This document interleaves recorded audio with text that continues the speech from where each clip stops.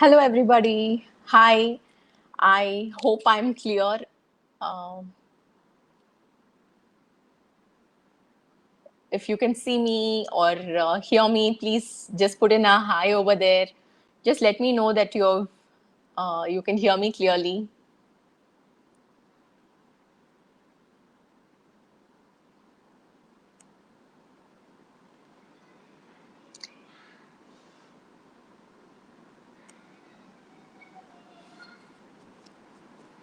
Can you hear me?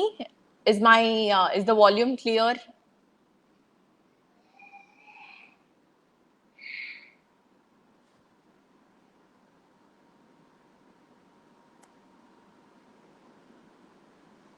Oh, great.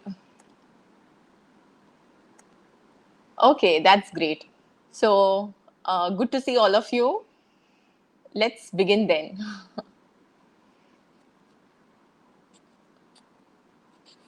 Great.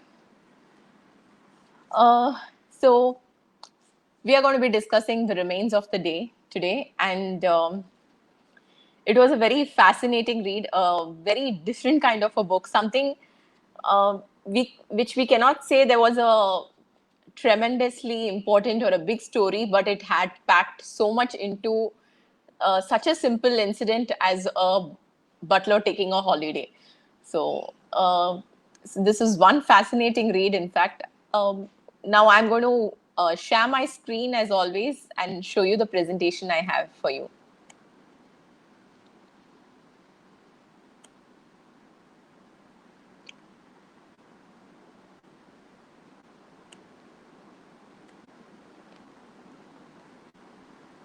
Okay.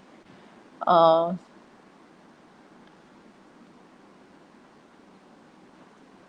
it's a little crazy right now. My screen looks. 1 second. Yes, all good now. I'm still trying to get my uh, hold of the entire technology part of this. So sorry if I'm fumbling around. Okay, so let's begin. Um, so today, as always, I just thought we'll talk a little bit about history and then about the author, how the novel began, some discussion points, and then some few quotes from the book. In many ways, I felt that The Remains of the Day was a historical novel. Um in fact, it is also called as a historical novel in many of the reviews and interviews. And one of the main reasons for it is because it talks about real historical figures who are shown as frequent visitors to Darlington Hall. So, for example, Herr Ribbentrop, he's the German ambassador to England and he's the Nazi foreign minister in reality. And he's shown as one of those who was very close with Lord Darlington.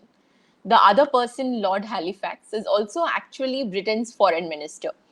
So, and many of the incidents which I mentioned, like about the appeasement policy, which is something that Lord Darlington is in favor of, and the Versailles Treaty, and about the decline of English aristocracy, and all these things are real historical events. So, in many of the reviews that I read, it's actually called as a historical novel. A little bit, I thought I can talk about the history of this. Just, in case, um, just like a small brief introduction. I'm sure most of you already know about this, but uh, it really, I felt certain important aspects about the treaty, about the appeasement policy was very beautifully shown through Lord Darlington's character. And despite how much ever we read in the history textbooks, I feel when we see it like this in a novel, the impact is totally different. When we see history being played out in simple characters' lives. So, talking about the Versailles Treaty, as you know, after the First World War, the entire blame for the war was placed on Germany. And Germany was forced to sign this treaty and pay huge reparation costs to the Allies. This completely crippled German economy, and the poverty and the deplorable conditions that was there in Germany was shocking to many Britishers who felt it was a very ungentlemanly thing to do to a, um, enemy who's lost the war and who has lost everything. So why do you want to go and hit the dead snake? That's exactly what they felt. And in fact, that is what led to the appeasement policy by the um, British, by the Britishers and the British government. So another thing is that this treaty was in fact the main reason for the rise of Nazism and for the rise of Hitler. Uh, in fact, Hitler's main thing was that he's going to get Germany out of poverty and he's going to make Germany great once again as what it was before. I know that sounds very similar to somebody else's campaign about making their country great again, but yeah, there it is. And okay, like, so as I said, the treaty was unjust. So this is what led to the appeasement policy. But apart from this, there are other few reasons also. For one was Britain was actually weak after the First World War. So it did not want to go into another war again. And another huge thing, I think, which is not mentioned over here uh, very explicitly, but one more thing was actually people in Britain were more scared of communism than of Nazism. And in many ways, they felt that since Hitler was against communism, supporting Hitler would actually help them to, have a strong power that's against communism. So this kind of a thought process was very prevalent over there. So Lord Darlington, of course, as we know, he was in favor of the appeasement policy, and later on, of course, this didn't work. It backfired, and how much ever they tried to appease Hitler, it only boosted his self-confidence. He made more demands. Czechoslovakia was lost. Additional territory was given to him. He started continuing to strengthen his military, and later it was felt that this is weakness and this is this is not a bold move to appease your enemy. But all that was hindsight, and that is very beautifully brought out in the book, where Stephen says that now everyone keeps telling, that what is this? How did her Ribbentrop keep coming to meet Lord Darlington? How was he allowed in Darlington Hall? And all these things now. But at that time, when it actually happened, everyone was in awe of him. So it the advantage of hindsight was not available then. At that time, it made sense. So, in a way, this is why Stevens defends Lord Darlington's thoughts and actions. I think I'm talking a lot of history, but just bear with me. This is the last point. So, one more thing that's beautifully illustrated and brought out in the book is the decline of English aristocracy. The decline actually started in the 19th century itself, where there was this rise of this new class of people in Britain who were, not whose ownership and whose power did not depend on land possession or noble titles, but they had commercial wealth. And this is how they grew their class. So it was seen as, the new rich, and people like Stevens didn't really like the new rich as much. But yeah, so that's how it was. And of course, later on, the Parliament Act of 1911 was also passed, and many of the privileges of the aristocracy was reduced. And after World War II, most of them retained their titles. They were still called as Lord and like Lord Darlington. However, they were financially ruined. And this is why, just like how in Darlington's family, he's selling off his estate, it's the same thing which has happened. And it's even in the book, it's the same thing. The Darlington Hall is being sold to an American businessman, a rich American businessman. And who, in fact, viewed um, people like Stevens as a kind of a relic, belonging to these old homes. So they didn't mind having him on the property, and him looking after the property was okay for them. And it was actually something like buying a house which has a clock tower or something with it, and it just looks nice and pretty, and you, or buying a house with a well and you like how it looks, so people like Stevens was actually treated as something that's a part of that house, and they liked it, they enjoyed it. It was a novel experience for them, which is also very beautifully shown in the book. So a little bit about the author. As always, I loved reading about a lot about him, and Kazuo Ishiguro is a very fascinating person. There's a beautiful interview about him with him in the Paris Review. If any of you are interested, then you can maybe just drop me a message. I'll send the interview to you. I have it as a PDF, so I can send it across to you. So he was born in Nagasaki in 1954, and then he moved to southern England when he was 5 years old. And his first novels, though he did not visit Japan for the next 29 years, still his first two novels take place in Japan. And both the novels are very, very critically acclaimed, and they won many awards. After which he wrote Remains of the Day, and the Remains of the Day takes place in England, as you know. But it was The Remains of the Day which was this huge super duper hit. It won the Booker. It sold over 1 million copies, and it was also made into a movie, the poster of which I've just put on the side. And uh, the best part of him that I wanted to talk to you about was after The Remains of the Day, which was this huge success, he wrote a book called The Unconsoled in 1995. And he was an author who did not care about what the people wanted or what were the kinds of themes that they expected from him, or even for writing, to please anybody. He wrote just to please himself, and he always loved experimenting. So The Unconsoled was actually 500 pages of a novel, which was just like a stream of consciousness. So it was about what happens in a person's dream or something like that. I've not read a lot about the book, but it's something like that.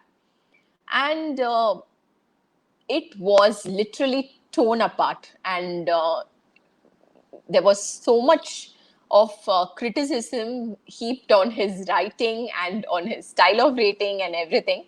In fact, the new famous New Yorker critic James Wood, who in fact appreciated The Remains of the Day and Kazuo's other novels, said that The Unconsoled invents its own category of badness, and he called it foggy. And one general word that he uses to describe all Kazuo's novels, which are quite true, in fact, even with Remains of the Day, in fact, brilliant blandness.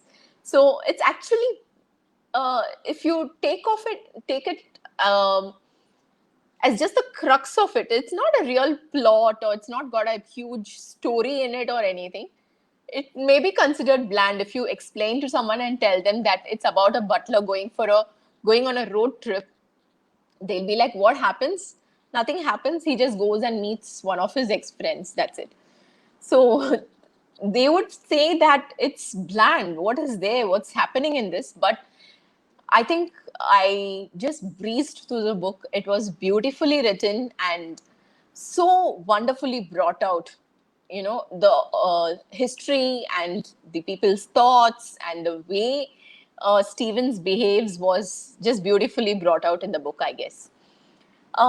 So after this, I just wanted to talk a little bit about how The Remains of the Day began. So just before The Remains of the Day, Kazuo had written this book called An Artist of the Floating World. And he says that in the book, The Artist of the Floating World, it was about a person wasting his life because of a career. So Kazuo wondered what it would be like if someone wasted their personal life instead of wasting their life in the as their in part of their career, in the role as a career. What about their own personal life? So what would happen if someone wastes their personal life? And so when you're young, you think everything is to do with your career. Eventually, you realize that your career is only a part of it. And I was feeling that I wanted to write the whole thing again. How do you waste your life career wise, and how do you waste your life in the personal arena? And in one of the places, in one of the interviews, in fact, he says, I wrote the same book twice and I got away with it. Just that one was set in Japan and the other was set in England. But I actually wrote the same book twice, he says. And also, why Stevens and why a butler to talk about the whole thing was that, again, this was something which he had mentioned in the interview. It started with a joke that my wife made. There was a journalist coming to interview me for my first novel, and my wife said, wouldn't it be funny if this person came in to ask you these serious, solemn questions about your novel and you pretended that you were my butler? We thought this was a very amusing idea. And from then on, I became obsessed with the butler as a metaphor. And what happened after that was that he started writing a lot of pages about the butler, you know. And before he realized, the story just started growing within him, and he understood that there was a lot he could convey about the English society and the people through Stevens, which is what happened. Um, so So English butler as a metaphor, he says there are two things to see in this. One is emotional frostiness. He says that they are terribly reserved and they do not have any personal reaction to anything that happens around them. Uh, they don't want to get involved emotionally at all. And this is something he says is very English, not just for the butler, but for the general English society. And the other thing is that the butler is an emblem of someone who leaves the big political decisions to somebody else. So it's someone who says that I'm going to serve only this particular person, or I'm going to contribute by in any ways. Maybe I'm just going to go for my job, work in my job, and come back and do my own thing. And it's fine. That much is enough. That's my contribution to society in a way. I don't want to, take the big decisions. So that's also, he says, is a metaphor for how the butler is. Now, coming to our discussion topics, I think one of the things that goes on again and again in the book is the definition for dignity. So why is it so hard to define dignity? And do you think dignity has helped Stevens? So dignity and greatness has been one of the main topics, I think, in the book. Um, so you can please drop in your comments on why do you think it's hard to define dignity, or whether you think dignity has helped Stevens. Meanwhile, I'm going to just go ahead and share with you my thoughts on the same. So dignity and greatness, dignity is definitely very admirable quality, but it's tragically limited, as we see in Stevens' case. And one thing is that despite all of Stevens' efforts, he is not able to actually define dignity. He only offers examples, anecdotes, and he tries to understand how he has structured his own life based on those examples and anecdotes. A good butler would act as if invisible in the presence of employers. This is something that he feels. But at the same time, he says Stevens sometimes reflects on the need to balance a sense of constant availability with invisibility, especially when he's serving only Lord Darlington and a friend in the massive dining room. So he says how he sits in the dark, and he thinks so much about how should he present himself over there. If he sits in the dark, then they would startle when he suddenly comes into the place. But if he's too much in the presence, then they would be able to see him, and they wouldn't feel very comfortable about it. So these are small instances of how much Stevens gives importance to how to behave in a dignified manner as a butler. Also, another thing was later he meets Harry Smith in that small village, and Harry Smith proposes another definition of dignity, that dignity is inherent to every British citizen who, as a member of the democracy, has both the privilege and the right to contribute to the country's progress. Now, Stevens doesn't agree with him, but he doesn't really oppose him over there because, again, that's not a very dignified act according to him. But he thinks that this is a very idealistic and a very general thing. You know, this is not something that Stevens believes is actually dignity. And he thinks dignity must be attached to specific circumstances and specific positions. So, Stevens' sense of dignity has to do with the moral status of his employer. So, he attaches his dignity and his importance, his ability to get into that club, and everything is attached to the status of his employer and what his employer does, what is his moral status. And it actually is not right because he is an individual himself. So why should his thing be attached only to the moral status of his employer? Also, Ishiguro doesn't clearly say whether dignity is helpful or whether it's harmful and dangerous. He gives both the ideas and he just lets us decide. So for Stevens, his dignity makes him unable to attend to his father at his deathbed or to express his vulnerability to Miss Kenton.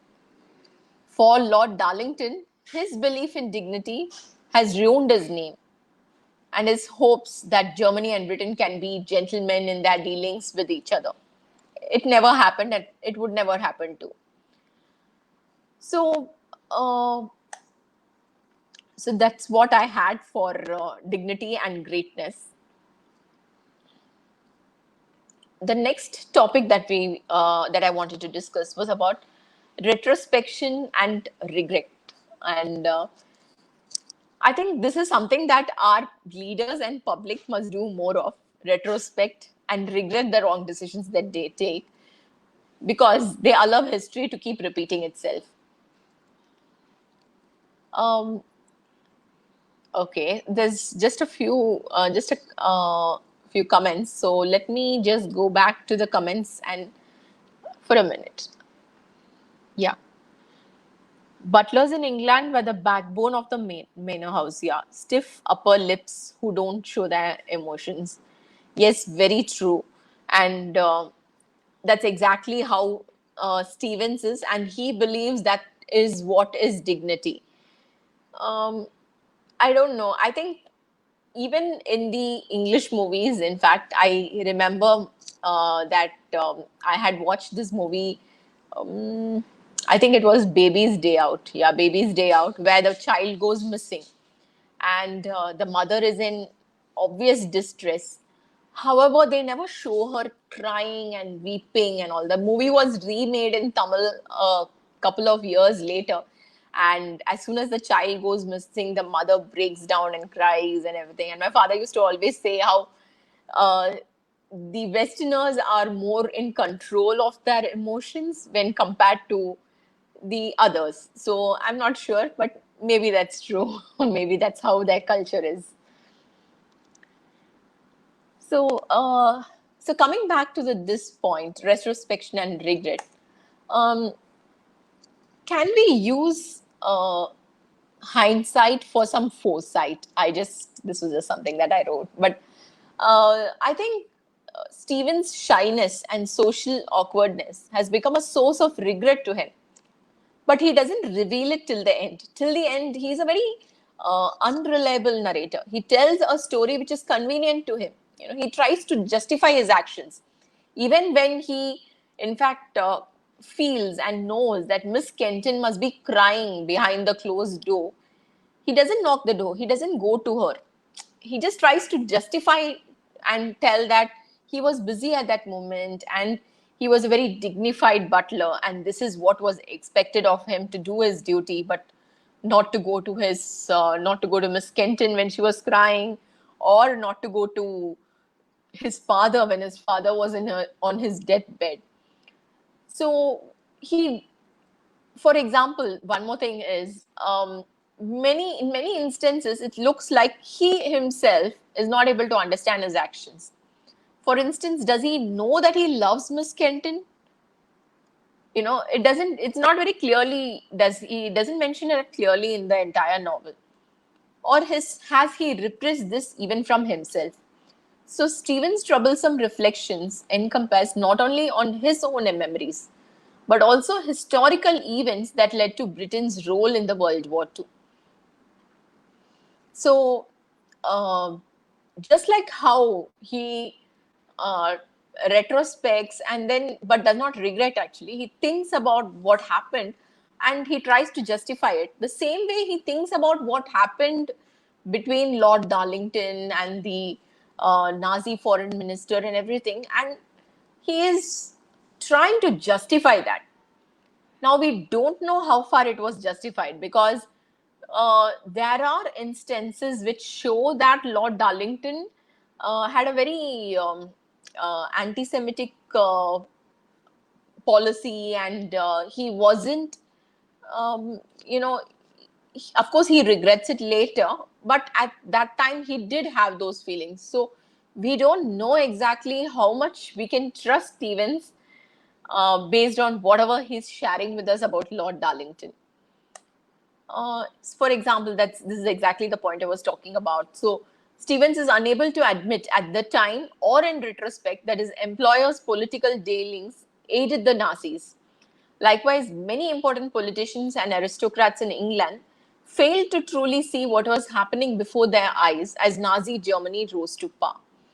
It highlights the naivety and the historical blindness of key factors in British history, a blindness only enabled by the ways in which wealthy Englishmen lived, cloistered away on their ancient estates.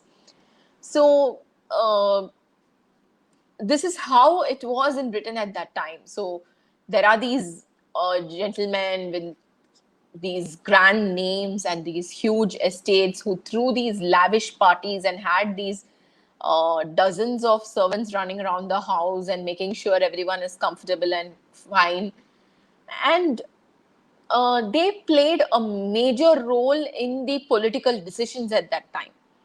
They had a huge say in that. Even in the appeasement policy, it is said that they had a huge say. It was the public opinion, it was the opinion of the people, and the people here mean these Englishmen, these wealthy Englishmen, that Britain must appease Hitler, and which is what exactly happened at that time. Yeah. Uh, I think there are a few comments, so let's just pause for a minute and look at some of the comments. Don't you think Stevens was a little pompous in the way he sticks to his idea of dignity? Yes, definitely. I think he was too pompous. In fact, he has this. He has this great belief in his greatness. He's very confident that all that he did was right, and I don't know how much he actually regrets losing Miss Kenton too. Maybe I feel in many ways he might be regretting more that Darlington Hall was actually sold off to a foreigner and Lord Darlington is no more there, and that his name is spoiled. And these are things I think which are creating much more regret in him than losing Miss Kenton. In fact. So he is pompous, and in the way he sticks to his idea of dignity and his feelings is definitely true. I'm not even sure he was socially awkward, okay? I think he was so busy trying to be dignified, he forgot to be human even to the people he loved. I think this is absolutely true. In fact, you've so beautifully put it, Tulika. I'm really loving it. Yes. Socially awkward. I'm not sure, but I felt that he is socially awkward because, he, right, maybe he, like what you say, more than socially awkward, he could be a person who's even forgotten to be human and kind to others. That is true. So Right, very true. So, yeah. So he was busy trying to be dignified, as Tulika says, that he forgot to be human even to the people he loved. So I think even before his father could fall sick and even before he could come to Darlington Hall, he mentioned something about that, about not really having much conversation with his father. And also, it's also always very stiff. His interaction with Miss Ginton is always very stiff. He doesn't like her bringing flowers.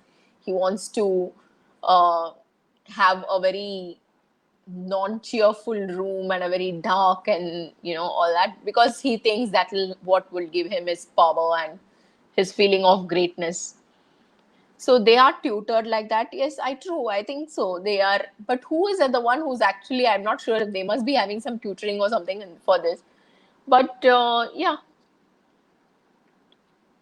I'm surprised I even ended up liking Stevens, but I did. I felt terribly sorry for him. Uh, True. I felt terribly sorry for him. And in fact, I started thinking about all the other butlers whom I've seen in books like Jeeves. And I started feeling sorry for Jeeves. I started feeling sorry for all the others whom I've seen in movies and books and everything. Yeah. Um, it is very, their whole life is attached to that one house and making sure that everyone in that house is comfortable. And for what?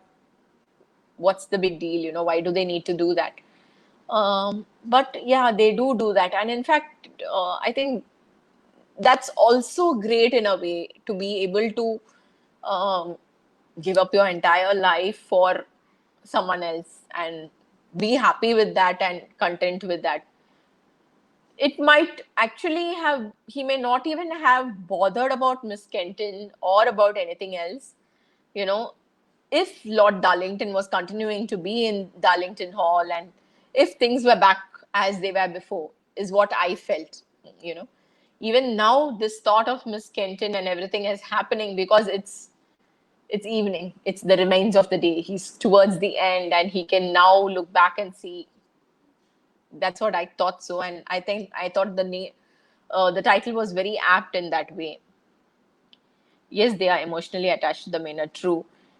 He does regret losing her in the end. He sits crying with that stranger, and he says something like, "At least Lord Darlington's decisions were his own." Um, yeah, that is true. He does cry. He does cry. True, and that's something huge considering that it's Stevens. Um, yeah, at least Lord Darlington's decisions were his own. True, very true.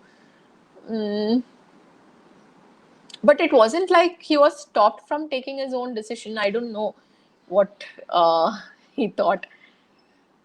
The way Stephen stuck to his interpretation of dignity made him insensitive and unemotional. He did not live his life. I felt sad for him. Yes. Oh, Jeeves used to boss everyone. He seemed to have a good life. True, true, true.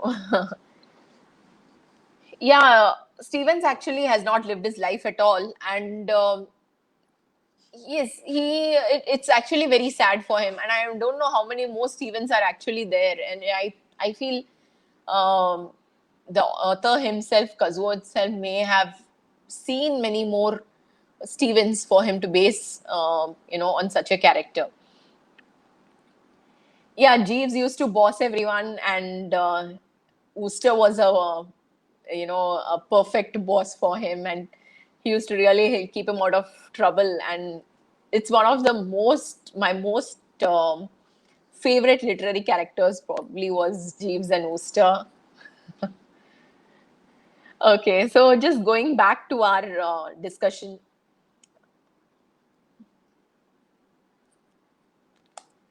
um, another thing was about the class difference and social change.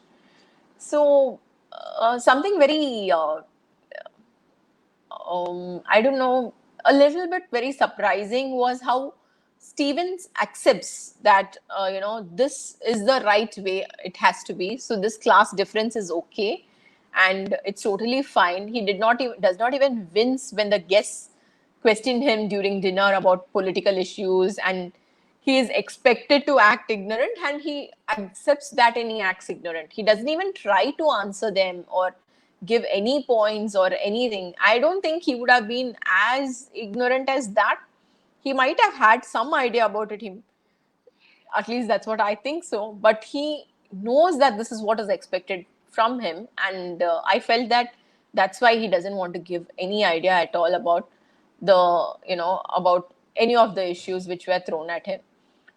And yeah, so Stephen is often treated as a relic of a former time by other people he encounters, which shows the social change which is taking place in the society.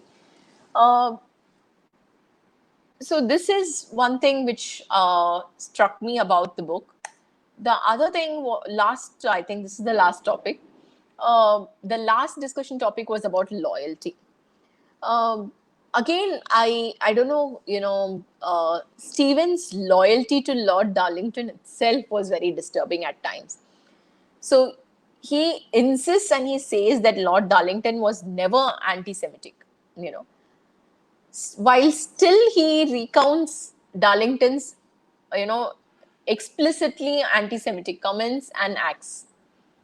And, he himself very coolly is ready to fire the two girls because they are Jews, despite, despite having that slight tinge of feeling in his mind that it is wrong. He knows it's wrong, but he doesn't question them at all. So while he's uncomfortable with his action, he never questions whether or not he should follow the order. And he's shocked that Miss Kenton would think of disobeying based on moral grounds. He's like, why should you disobey? You have to be loyal. Whatever she says, he says goes. So one's own beliefs and opinions, he thinks, should never get away from the only ethical requirement that he finds worthy of following, that is of fidelity. You're right. I think he did know what was expected of him, and so he acted ignorant. That was the most cringe-worthy sequence in the book. Exactly, and in fact, he slightly touches upon how he didn't feel totally comfortable with the order which was given to him by Lord Darlington to fire the two girls, but he doesn't do anything about it. He doesn't even in fact try to explore his feeling about it or whatever. He's just been given the order, so he's going to follow it. And yes, that was a very cringe-worthy sequence in the book. Okay, yeah. So one more topic which I had was self-deception. Yeah, so I think that was another thing which the author beautifully brought out, where Stevens is obsessed with being a good butler, and he deceives himself in many ways. Uh, I'm not sure if I've written it clearly in the slide, but what I wanted to say was, at many times I felt that he had this idea that this is dignity and this is how a good butler should behave. So he was trying to perform that role, and he was constantly performing that role and trying to tune himself and perform it in a better and better manner that actually became him. So I felt in many ways it was like as if it was a performance. It was a role that he tried to follow and became that role itself. I am not sure if I'm making things clear, but yeah. So coming back to the comments, uh, it is this blind loyalty that he regrets in the end, that he followed Lord Darlington's decisions blindly. Uh, right, true. He, yeah, very end, yes. I think after Miss Kenton said that my life could have been different if I had married you, maybe it really pinched him, I guess, that at that point. But till then, I think, I don't know, Tulika, how much it pinched him, because wherever he talks about Lord Darlington, he tries to defend him. He's immediately on the defensive. He doesn't even want to hear anything negative about him. So I think that's true. Yeah, that was the rule for the butler. He was like all butler. Yeah, so I think loyalty was a rule for them, but I'm not sure how far it is right. So I just have a few quotes over here. Um, these were ones which just stuck out, and I really found it good. So I just thought of sharing them with you. So, what is the point of worrying oneself too much about what one could or could not have done to control the course one's life took? Surely it is enough that the likes of you and I at least try to make our small contribution count for something true and worthy. And if some of us are prepared to sacrifice much in life in order to pursue such aspirations, surely that in itself, whatever the outcome, cause for pride and contentment. The evening's the best part of the day. You've done your day's work, now you can put up your feet and enjoy it. But what is the sense of forever speculating what might have happened had such a moment turned out differently? One could presumably drive oneself to distraction in this way. In any case, while it is all very well to talk of turning points, one can surely only recognize such moments in retrospect. Naturally, when one looks back to such instances today, they may indeed take the appearance of being crucial, precious moments in one's life. But of course, at that time, this was not the impression one had. Rather, it was as though one had available a never ending number of days, months, years in which to sort out the vagaries of one's relationship with Miss Kenton, an infinite number of further opportunities in which to remedy the effect of this or that misunderstanding.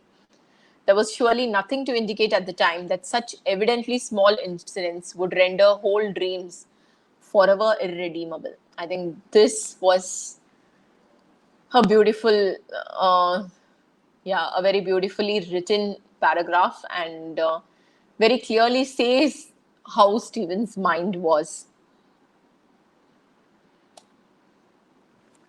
Uh, some of the comments, yeah, okay. Yeah, in the absolutely last line, I think, yes, in this comes towards the very end. They took pride in their work. They, of course, did. Um, Hi, Navina, no problem. I'm glad you're here. You can also watch the video again because we are now to the far end of it. Um, okay. So, these were some of the my references for this. Let me stop sharing the screen and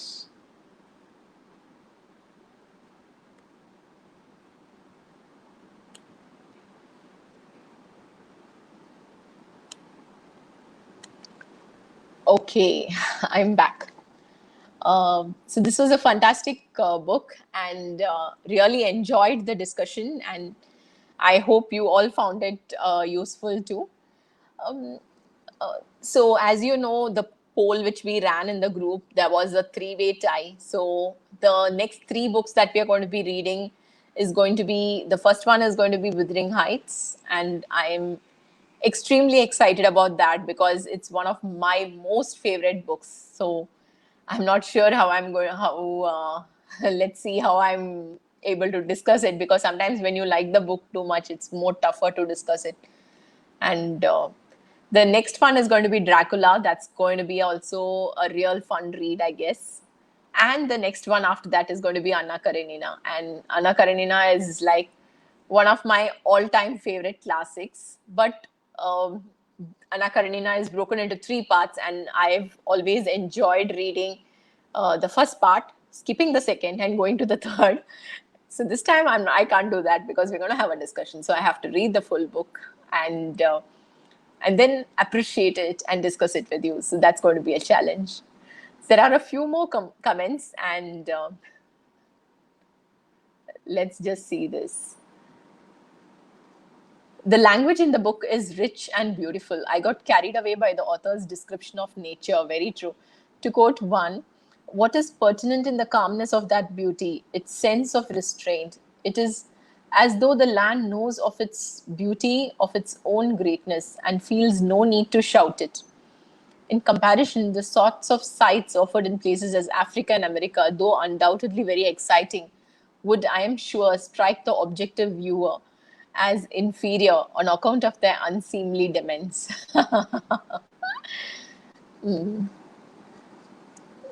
True. I think this is true for everyone. Everyone finds their place beautiful, and this is how he compares it. So, uh, and definitely the language in the book is so rich and so beautiful. It reminded me so much of Odaus and some beautiful classics, in fact. So, I think it's pristine prose, uh, beautiful language. True. Thank you for sharing that quote, Syamal Rao. This is a book I might never have read because it seems so bland. Completely agree with you, Tulika. This book has actually been on my bookshelf, I think, for more than a year now, and of course, same here, I wouldn't have read it. But just that, when I was picking out classics to share on the poll, I wanted to pick out something which were different. So always I try and pick up one which is a very usual classic, which is commonly known as a classic. The second one, I try to pick one which is by an Indian author. And third one, usually I try and pick something which is by a non-English author, something which is translated, or something by which is in English but by an author of a different origin. And that's how, I just like that picked up this book and put it up. But I'm so glad that I actually read it. I'm really glad about it. The subtext was everything. Very, very true. So a big thank you to you, and a big thank you to you too for joining in. I don't think I would have read these books with as much depth if not for all of you. So thank you so much for that. This book brought Jeeves to my mind. Yeah, correct. Even to my mind in so many places, and uh, I'm not able to remember that name of that down downtown Abbey. If I'm right, yeah. So I just remember it reminded me so much of the characters over there too. On the whole, an enjoyable book. Thank you so much for joining in. Uh, so I'm really looking forward to our next discussion too. Uh, Thank you for sticking around. Bye, everybody. Meet you soon. Bye bye.